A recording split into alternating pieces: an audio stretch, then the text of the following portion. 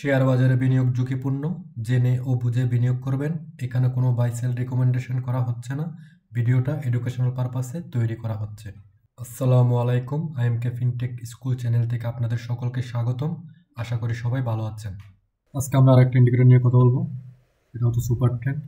এটা খুবই পপুলার একটা ইন্ডিকেটর। এটা জাস্ট সুপার ট্রেন্ড লিখে সুপার ট্রেন্ড যে ইন্ডিকেটরটা আসবে ওটাই সিলেক্ট করলে হবে। আপনি যদি খেয়াল করে থাকেন এখানে দেখবেন এই ইন্ডিকেটরের দুইটা কালার দেখা যাচ্ছে। একটা হচ্ছে একটা গ্রিন কালার, আর একটা আপনি যদি ভালো করে খেয়াল করে দেখেন এই ইন্ডিকেটর দুটো কালার দেখা যাচ্ছে, একটা হচ্ছে গ্রিন কালার আর একটা রেড কালার। সো এটার মিনিংটা হচ্ছে আপনি যখনই এটা ইন্ডিকেটরটা গ্রিন হতে শুরু করবে তখন আপনি একটা ট্রেড রান করতে পারবেন, এবং যখন এটা রেড হবে আপনি কিন্তু ট্রেড থেকে প্রফিট টেক করতে পারবেন বা এক্সিট নিতে পারবেন। এবং এখানে কিন্তু আপনি আরেকটা জিনিস খেয়াল করবেন, এখানে কিন্তু আপনার কোন ক্যান্ডেল এন্ট্রিটা হবে এটা কিন্তু আপনাকে ক্লিয়ারলি মেনশন করা হবে। সো এটা খুবই ভালো একটা ইন্ডিকেটর, বাট এটা হচ্ছে একটু লেট হয়ে যায়, কারণ এটা ক্লোজিং এই যে সিগন্যালগুলো এগুলো কিন্তু সবসময় কিন্তু যদি ট্রেন্ড এবং মোমেন্টাম যদি আপনার লাইভ মার্কেটে, এটার একটা প্রবলেম হচ্ছে এটা এই যে এই সিগন্যালগুলো এগুলো কিন্তু লাইভ মার্কেটে আপনাকে কয়েকবার ফ্লাকচুয়েট করবে। সো এটার আপনার প্রপার সিগন্যালটা পাওয়ার জন্য আপনার কিন্তু ক্লোজিং পর্যন্ত অপেক্ষা করতে হয়, বাট ক্লোজিং এর পর যদি এটা সিগন্যালটা দিয়ে দেয় বাট পরের দিন কিন্তু এটা অনেক লেট হয়ে যায়।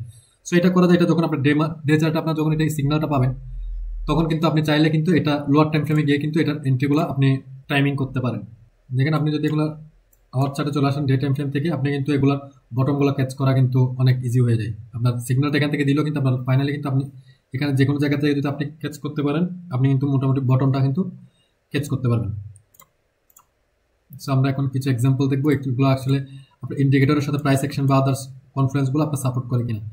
যেমন আমরা যদি দেখি এখানে অলমোস্ট কিন্তু এটা সুপার ট্রেন্ডের কাছাকাছি। সো এটা কিন্তু যদি আমরা আওয়ার চার্টে চেক করে দেখি, আবার এটা কিন্তু অলরেডি সেল সিগন্যাল দিয়ে দিছে, মানে অলমোস্ট কাছাকাছি থেকে রেজিস্ট্যান্স ফেস করে এখন নিচে চলে আসলো। এই লাইনগুলো কিন্তু কাইন্ড অফ সাপোর্ট এবং রেজিস্ট্যান্স হিসেবেও কিন্তু কাজ করে। সো আমরা এক্সাম্পলগুলো দেখি। এখানে দেখেন আপনারা কিন্তু এই জায়গাটাতে সেল সিগন্যাল দিলেও এখন পর্যন্ত আপনার কোনো বাই সিগন্যাল দেয়নি, যেহেতু এটা সাইডওয়েতেই আছে। দেখেন স্টিল এটা কিন্তু আপনার ইন্ডিকেটরের সাথে এটা আপনাদের পারফরমেন্স যদি দেখেন এটা কিন্তু সাইডওয়েতে আছে, তেমন কোনো সিগনিফিকেন্ট মোমেন্টাম কিন্তু শো করতে পারলো না। আরও একটা এক্সাম্পল যদি দেখি, দেখেন এখানে আমরা একটা সিগন্যাল পাচ্ছি এবং এই জায়গা থেকে দেখেন এতটুকু পর্যন্ত আপনার এরা কিন্তু আপনার কাছে সেল সিগন্যাল দেয়নি। সো এখানে যদি এটা যেহেতু এটা একটা ইন্ডেক্স, সো এই জায়গাটাতে যদি আপনি রাইট করতে পারেন কোনো স্টকে, আপনি কিন্তু মোটামুটি ট্রেডিংয়ের জন্য ভালো একটা সুযোগ পাচ্ছেন। মানে এটা যেহেতু ইন্ডেক্স নিয়ে দেখা, আমার সব ভিডিওতে আমি ইন্ডেক্সটাকে মেইন এক্সাম্পল হিসেবে দেখি, কারণ আপনার ট্রেডিংয়ে আপনার যদি কনটেক্সট আপনাকে সাপোর্ট না করে, ভলিউম যদি আপনাকে সাপোর্ট না করে, আপনি ওই ট্রেড আপনার যতই কনফ্লুয়েন্স বা সব কিছু ঠিকঠাক থাকুক না কেন এটা কিন্তু সাস্টেন করবে না। আপনি কিন্তু এটা ওখানে কিন্তু ওই ট্রেডে বেশিক্ষণ রাইড করতে পারবেন, এটা ইমিডিয়েট আপনাকে এটা ফলস ব্রেকআউট দিয়ে দিবে। সো এটা আপনার ট্রেডে আপনার সাকসেসফুলি টিকে থাকার জন্য কিন্তু আপনার কনটেক্সট এবং ভলিউমের সাপোর্টটা লাগবে। সো আপনি সুপার ট্রেন্ড দিয়ে যদি আপনার কোনো একটা স্টকে এন্ট্রি নেন তাহলে কিন্তু আপনি লম্বা একটা সময় এটাতে কিন্তু ইন আউট করতে পারতেছেন। এই জায়গাটাতে দেখেন আপনাকে এন্ট্রিটা দিছে এই জায়গায় এন্ট্রি সিগন্যালটা, এবং এটা কিন্তু মোটামুটি লম্বা একটা বেশ কিছুদিন কিন্তু এটা মোমেন্টামে ছিল। আবার এক্সিটটা কিন্তু আপনাকে এক্সিট সিগন্যালটা কিন্তু এই ক্যান্ডেলে দিল। আরো কিছু এক্সাম্পল দেখি। এই জায়গার মধ্যে দেখেন আপনাকে কিন্তু একদম লাস্ট লোয়ার যে আমার ইন্ডেক্সের যে লোয়ার লোটা ছিল এটা যে ফার্স্ট সে সুইং ব্রেকআউট, ওইখানে কিন্তু আপনাকে এন্ট্রিটা দিয়ে দিল। তো যেটা আপনাকে কিন্তু কনফিডেন্স হিসেবে বা আপনার ট্রেডে কনফিডেন্টের জন্য কিন্তু এটা আপনাকে মারাত্মক সাপোর্ট করতে পারে। সো দেখেন এটা কিন্তু ভালো একটা মোমেন্টাম এই জায়গাটা থেকেই। আবার সেল সিগন্যালটা দেখেন এই জায়গায় আপনাকে সেল সিগন্যালটা দিছিল এবং এরপর কিন্তু আপনাকে আর কোনো এন্ট্রি দেয়নি, এবং আপনি দেখেন লম্বা একটা ডাউনওয়ার্ড মোমেন্টাম।